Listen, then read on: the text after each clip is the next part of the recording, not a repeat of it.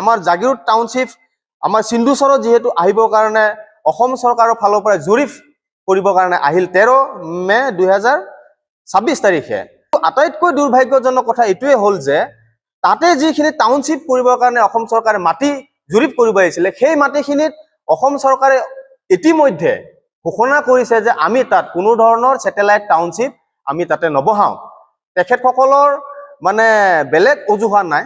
আমাৰ বৰ্তমানৰ যি অবৈধ যিখন কমিটি যি প্ৰমোদ চাকৰা আৰু বিমানপতি মছৰেং আমি মৰিগাঁও জিলা সমিতিৰ তৰফৰ ফালৰ পৰা তাত আমি সিন্ধুচৰৰ যিখিনি কাৰ্যকৰী যিখিনি কাম আছিল আমি সেইখিনি সম্পূৰ্ণভাৱে মই সভাপতি হিচাপে লিডিং লৈ আছিলোঁ আৰু লগতে এইখিনি কাম আমি সম্পূৰ্ণ কম সময়ৰ ভিতৰতে আমি সলভ কৰিব পাৰিম বুলিকে তেখেতসকলক আমি প্ৰতিশ্ৰুতি দিছিলোঁ।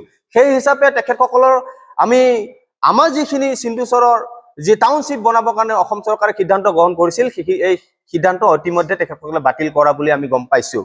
আৰু লগতে সেই ইছ্যু গইনা লৈ বৰ্তমানৰ যি অবৈধ কমিটি আমাৰ প্ৰমোদ চাকৰা আৰু বিমানপতি মছৰেং তেখেতসকলে কি কৰিছে সেই সংগ্ৰামটো দীঘলীয়া কৰিবৰ কাৰণে তেখেতসকলে এটা ৰাজনৈতিক ষড়যন্ত্ৰ কৰিকে মানুহখিনিক বিভ্ৰান্তি সৃষ্টি কৰিবৰ কাৰণে আগবাঢ়ি পৰিছে।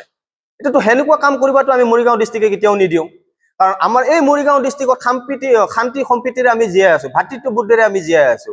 আজি কিবা এটা বিপদ পৰিব আমি পুতুককে আমি মৰিগাঁও ডিষ্ট্ৰিক্টৰ সন্মুখত পাম, বেলেগেতো ইয়াত নাহে।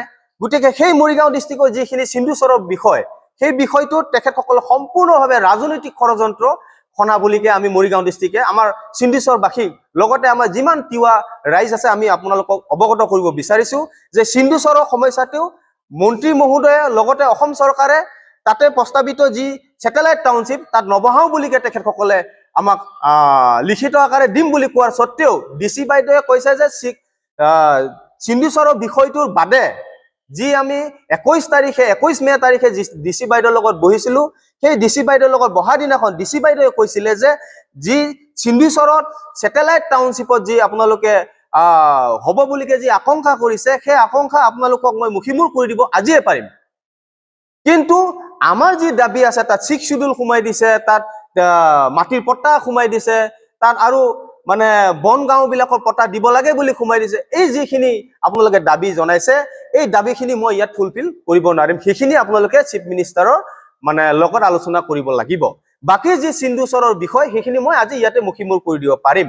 কিন্তু তেখেতসকলে সেইখিনি একচেপ্ট নকৰি সংগ্ৰামটো দীঘলীয়া কৰি নিবৰ কাৰণে তেখেতসকলৰ মুনাফা সৃষ্টি কৰিবৰ কাৰণে সেই মানুহখিনিৰ পৰা চান্দা বৰঙণি তুলি সংগ্ৰাম কৰিবৰ কাৰণে তেখেতসকলে এটা ৰাস্তা উলিয়াই তাতে এই সিন্ধুচৰৰ বিষয়টোক এটা ইস্যু লৈ তেখেতসকলে জনজাতীয় সমন্বয় ৰক্ষী সমিতি এখন গঠন কৰিবৰ কাৰণে আজি আগবাঢ়িছে। সেইটো সম্পূৰ্ণভাৱে এটা ইলিগেল কমিটিৰ লগত তেখেতসকলে আগবাঢ়িছে। মই জনজাতীয় সমন্বয় ৰক্ষী যিসকল আমাৰ বন্ধু ভাতৃ আহিছে তাতে আমাৰ দাদা আহিছে তেখেতসকলক এটা কথাই অনুৰোধ কৰিব বিচাৰিছো এই সম্পূৰ্ণভাৱে মই মতালি তেখেতসকলে ইলিগেলি এই কামবোৰ কৰিবৰ কাৰণে আগবাঢ়িছে। আমি বিচাৰো আমাৰ সমাধান আমি যেনেকুৱাই নহওক আমি সমাধান কৰিবৰ কাৰণে আগবাঢ়ো আৰু সেই সমাধান আমি যদি মন্ত্ৰীৰ লগত আলোচনা কৰি আমি সমাধানটো পাওঁ, স্থানীয় বিধায়কৰ লগত যদি আলোচনা কৰি সমাধানটো পাওঁ, আমাৰ ৰাইজক আমি সমাধানটো কৰি দিবৰ কাৰণেহে আমি সংগঠন কৰি আছো। আমি কোনো ৰাজনৈতিক ষড়যন্ত্ৰ বুলি হ'বৰ কাৰণে আমি সংগঠনটো কৰিবৰ কাৰণে আগবঢ়া নাই। এইখিনিকে আমাৰ সিন্ধুচৰবাসী ৰাইজক আমি অনুৰোধ কৰিছো যাতে এই ষড়যন্ত্ৰ বুলি নহয় তেখেতসকলক যাতে আপোনালোকে আশ্ৰয় নিদি আমি সোনকালে সমাধান কৰিবৰ কাৰণে আমি যাতে আগবাঢ়িব পাৰো, আমাৰ মানুহখিনিক যাতে আমি বিপদমুক্ত কৰিব পাৰো তাৰে আপোনালোকৰ ওচৰত অনুৰোধ কৰি এই বাৰ্তাটো আপোনালোকৰ ওচৰত মই প্ৰেৰণ কৰিছো।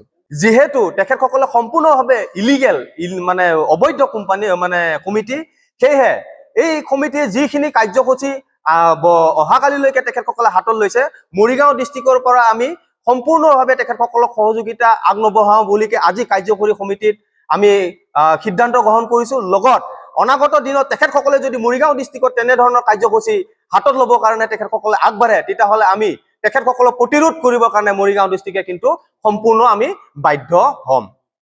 বিভিন্ন ৰাজনৈতিক দলৰ চক্ৰান্ত তেখেতসকলে কাম কৰি আছে, যিহেতু আমাৰ সিন্ধুচৰৰ ইস্যুটো কেতিয়াও যাতে সমাধান নহয় সেই ইস্যুটোত লৈ তেখেতসকলে এতিয়া জনজাতীয় সমন্বয় ৰক্ষী সমিতি গঠন কৰি তেখেতসকলৰ মুনাফা আদায় কৰিবৰ কাৰণে তেখেতসকলে আগবাঢ়ি আছে।